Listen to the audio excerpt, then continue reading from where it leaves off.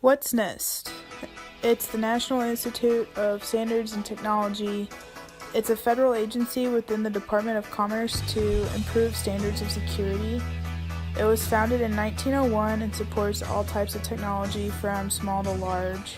They're responsible for creating standards and documentation that federal agencies must follow, and also provides foundations for organizations to utilize, so then they're not just starting completely from scratch, they have something to get off the ground with. Updated password guidelines. In 2013, NIST published their first guidelines, and in 2017, in about June, they published these new standards that took about over a year to revise, and they provide some surprising changes that NIST states provide better security than previously believed. Authentication.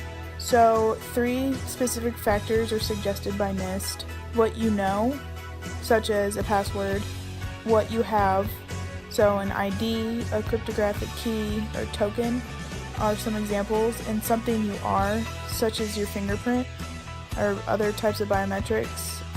Utilizing 2-factor authentication is the best security that NIST suggests, instead of just using a username and password or just one. It suggests that 2 is the better option.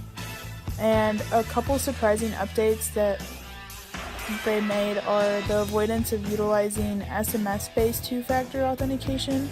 So instead of just getting a text message with your PIN, it's more secure to utilize a different form of 2-factor, and a suggestion to stop using password hints.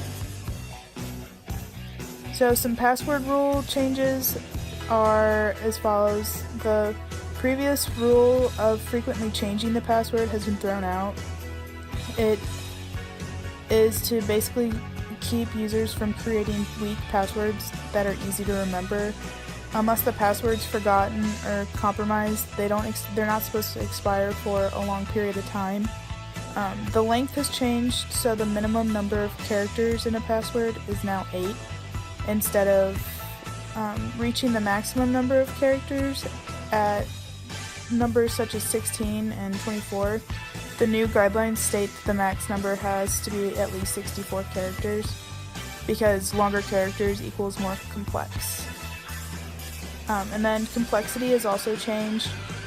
They suggest getting rid of requirements for special characters, so then users also can remember what they have used as their password instead of writing it down and risking it being exposed that way. Some other guidelines that have been added are scanning new passwords against commonly used ones.